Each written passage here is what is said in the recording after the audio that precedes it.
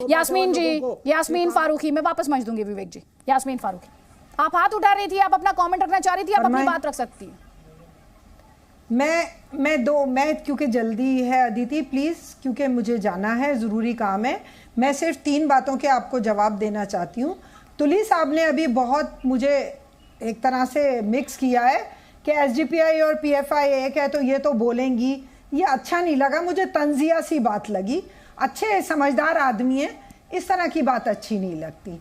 दूसरी बात, एक बात अदिति जी बार बार आती है कि मुस्लिम कट्टरता और साहब मुस्लिम है ना, वो बनाने की कोशिश की जा रही है। आज इत्तेफाक से बाजार गई थी, 10 जगह मैंने ये बोर्ड देखा कि कोई संत महाराज आए हैं जो कि एक वेबिनार है और इस बात पे कि हिंदू राष्ट्र कैसे भारत को बनाया जाएगा। ये खुलेआम बात होती है, पर कोई प्रॉब्लम नहीं है, हमें भी नहीं है भाई, बनाओ, हमें तो नहीं है। पर अगर एक आदमी कोई बात कह रहा है तो उसका बवंडर है, और दूसरा आदमी, आप जो बात हिंदू मुस्लिम की बखुदा मैं नहीं कर रही, पर मसला यही है कि अगर जब हिंदू राष्ट्र की बात आती है तो सबके कानून बंद हो जाते हैं, रुई ठुस जाती है, और बिना बात के। और आज मैं आपको दावे से कहती हूं, कोई दुनिया का, हिंदुस्तान का कोई मुसलमान मुस्लिम राष्ट्र करना नहीं चाहता। कौन बेवकूफ करना चाहेगा? संवैधानिक अधिकार है, एक राष्ट्र है, उससे क्यों बेवकूफी की बातें जो करेगा वो इससे बड़ा कोई बेवकूफ नहीं है, और ऐसा कोई मुसलमान नहीं चाहता है। पर हिंदू राष्ट्र की बात हर बीजेपी वाला और हर आरएसएस वाला कहता है, लेकिन उस पर कोई पाबंदी नहीं होती है। और एक बात लास्ट कहना चाहूंगी, ज्यादा बात नहीं करूंगी Aditi, thank you so much. आज आपने मुझे बहुत मौका दिया और बोलने का हक दिया। आप, फिर मैं यही बात कहूंगी, मौलाना, एक बात जो आप उनको सूफी पे और उस पे जो तंज कर रहे थे, किसी की शख्सियत पे तंज नहीं करना चाहिए। आप क्या बात कर रहे हो? पीएफआई ने आज तक जितने काम किए हैं और जितना सोशल वर्क किया है, उतना शायद किसी ने नहीं किया है। यास्मीन जी, मुझे आप मत बताइए। अच्छा, मैं माफी मांग लेती हूँ, मैं आपको माफी मांग लेती हूँ। आई एम सो सॉरी, आपकी भी बुरी बात है, I am so sorry, I am so sorry. मुझे चलिए माफी मांग ली ना। मेरी बड़ी बहन, मुझे ये बताइए, सूफी का यही काम है के ऊपर तो कुछ नहीं है, कर रहे थे माफी के, नहीं, मैं देखिए, मैं आपसे बहस नहीं कर रही, माफी चाहती हूँ आपसे। मेरी बहन, मैं आपसे पूछ रहा हूँ, लगा है, माफी का मांग रही हूँ यही काम है क्या जो वो टीवी पर बैठ कर कर रहे थे? माफी मांग रही हूँ, आपका दिल दुखा, माफी मांग ली। मुझे टॉपिक पे बात करने दीजिए, मुझे भटकाइए मत, मेहरबानी करके। रिक्वेस्ट कर रही हूँ आपसे, ये कोई बात नहीं है, रिक्वेस्ट कर रही हूँ, मैं रिक्वेस्ट कर रही हूँ, मुझे टॉपिक से मत भटकाइए। और मैं आपको अब भी यही बात कहती हूँ कि 50,000 बार आप ढूंढते रहिए और तलाशते रहिए सबूत, आप ज्यादती कर रहे हैं। क्या ये, इससे बेहतर ये था कि इतनी चढ़ाई चाइना पे कर देते तो जमीन बचा लेते। शुक्रिया।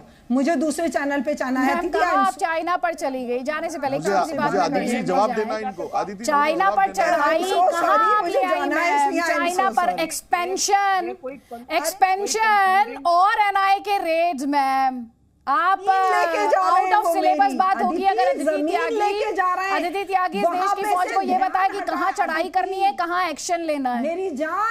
मेरी जान जमीन ली जा रही है हमारी, और हम ध्यान हटा रहे हैं। हम बात कर रहे हैं हिजाब की, तलाक की, दूसरी शादी की, कोई ढंग की बात नहीं कर रहे हैं। मुझे अफसोस ये है, मैं यहाँ पैदा हुई हूँ, यहीं मरूंगी, और शायद मरूंगी तो बड़ा दुख लेके नहीं, अभी आपको 100 साल जीना है, चिंता मत कीजिए, हमारी दुआएं आपके साथ है।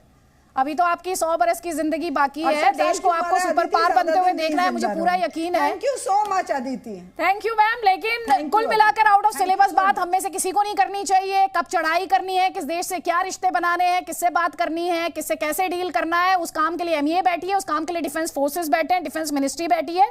Let them deal with it. लेकिन जो आज की खबर है, जिस पर हम बार बार डिबेट कर रहे हैं और सवाल उठा रहे हैं, हमारे साथ डॉक्टर शोएब आलम जमई है। मैं एक सवाल, बहुत बेसिक सवाल, ये रेड्स होने चाहिए थे या नहीं होने चाहिए थे? मैंने सारे गेस्ट से पूछा, मैं आपसे भी पूछ रही हूँ, ये रेड्स होने चाहिए थे कि नहीं? अदिति जी देखिए, good evening to all panelist. Good evening. मैं इस बात को जरूर साफ कर दूं कि एसडीपीआई या पीएफआई से मेरा रिमोटली तक कोई संबंध नहीं रहा। मैं जन अधिकार पार्टी और राष्ट्रीय जनता दल का मेंबर रहा हूं और पद पे रहा हूं। लेकिन जो हमारा संगठन है वो अपने अपने विचार रखता है, और मैं एज अ पैनलिस्ट होने के नाते इतना जरूर कहूंगा कि सरकार को हक और अधिकार जरूर होता है कि किसी पे सस्पिशन हो तो आप उसकी जांच कर सकते हैं, उस पे आप यहाँ से दबिश डाल सकते हैं। तो ठीक है, तो आप ये कह रहे हैं कि रेड में कोई दिक्कत नहीं है? हाँ, मैं इस बात को भी मानता हूं कि जो भी संगठन ऐसा देश में लगे कि वो सरकार, वो देश की इंटरनल सिक्योरिटी के लिए खतरा है, उस पर जो है उसको आउट ऑफ एक्शन करना जरूरी है। लेकिन मैं सिस्टमेटिक टारगेटिंग, तो मतलब कुल मिला के आपको रेड्स में बुराई नहीं दिख रही है ना डॉक्टर शोएब जमई? रेड्स में कोई दिक्कत नहीं है ना? कंडीशनली, और मैं उस कंडीशनली को यहाँ अभी लेकर जाऊंगा। ठीक है, काफी देर से आप मेरे पास आई हैं तो उसके बाद नहीं, आप बीच में चले गए थे सर, आप नहीं थे इस डिस्कशन में, please. So let's be factual. जी, तकनीकी खराबी की वजह से। जी, सो डोंट से कि मैं बहुत देर से आई हूं, because you are not available to be part of this debate. ठीक है, अब आप बात पूरी करें प्लीज। देखिए, systematic targeting of socio religious और पॉलिटिकल इंस्टीट्यूशन जो हो रहे हैं मुसलमानों से रिलेटेड, वो एक बहुत कॉज ऑफ कंसर्न है हमारे लिए। लेकिन साथ ही साथ मैं ये कहूँगा कि अगर आप ओपन एंडेड इन्वेस्टिगेशन करते, अनबायस्ड करते, इस देश में कई संगठनों के ऊपर जो है ऐसे इल्ज़ाम और एलिगेशंस लगे हैं, जो आपके चैनल में अभी जो दिखा हमें स्टिकर और जो टिकर चले उसमें आतंकी आपने लिख दिया। क्या कोई एलिगेशंस जो पिछले 12 सालों से एनआईए पहले भी पीएफआई पे करते रही है या दूसरे जो यहाँ से इन्वेस्टिगेटिंग एजेंसीज की है, कोई भी चार्जेस कोर्ट में प्रूव हुए हैं जिसके बुनियाद पर इनको आतंकी कहा जा सकता है? जैसा कि डायरेक्टली आपने कहा, आप आरोपी कह सकते हैं। कहाँ सुना आपने? आपने कहाँ सुना मुझे ये कहते हुए? शुरुआत आपने सुना नहीं मुझे ध्यान से? सुना नहीं, लिखा हुआ है यहाँ पे। नहीं, तो आपने कहा कि मैंने कहा, आपने सुना नहीं मुझे ध्यान से, आपने मुझे सुना नहीं। So sir, be careful, be careful. मैं कोर्ट भी नहीं लगाती, नहीं सुनिए, लेकिन सुन लीजिए डॉक्टर शोएब जमई, ना मैं कोर्ट लगाती हूँ ना मैं ट्रायल करती हूँ। मुझे नहीं पता आप कौन कौन से डिबेट्स में जाते हैं दूसरे मंचों के लिए, इस मंच के लिए मैं अकाउंटेबल हूं। मैं कोई ट्रायल नहीं चलाती। मैंने आपसे पहला सवाल ये पूछा कि क्या ये रेड्स होने चाहिए? अगर अभी थोड़ी देर पहले यास्मीन फारूकी भी थी और मैंने यही सवाल सूफी खैरुद्दीन से भी पूछा था, अगर टेरर लिंक्स की संभावना हो, अगर टेरर फंडिंग के आरोप लगे, आपकी सुनने में अगर सर सिलेक्टिव हियरिंग में आप जाएंगे तो बहुत ये डिबेट जो है कंप्लीटली डिरेल हो जाएगी। इसीलिए मैं आपसे कहूंगी कि आप मुद्दे पर रहें। आपने अभी बहुत ही भारी भरकम शब्दों का इस्तेमाल किया, सोशियो इकोनॉमिक पॉलिटिकल इंस्टीट्यूशंस। आपने कहा कि एक तरफा, आप मुझे वो पैमाना बताएं जिस पैमाने के आधार पर किसी इन्वेस्टिगेशन को कहा जा सके ये टारगेटेड नहीं है और ये टारगेटेड है। मुझे वो पैमाना आज आप बता दीजिए। बिल्कुल सबूत के साथ। 1 मिनट में अपनी बात पूरी करता हूं कि देखिए, अभी इसको मैं बायस्ड इसलिए कह रहा हूं कि अभी कुछ ही अरसा पहले एक यशवंत शिंदे नामक जो आरएसएस में एक्स मेंबर थे, उनके नांदेड़ के घर में आज से 16 साल पहले बॉम्ब ब्लास्ट हुआ था। और इसी आदमी ने 16 साल के बाद नांदेड़ के कोर्ट में एफिडेविट, बाकायदा कोर्ट में एफिडेविट डाल के ये कहता है कि भाई मुझे 3 अलग अलग जगहों पे बॉम्ब ब्लास्ट की ट्रेनिंग के कैंपों में ले जाया गया।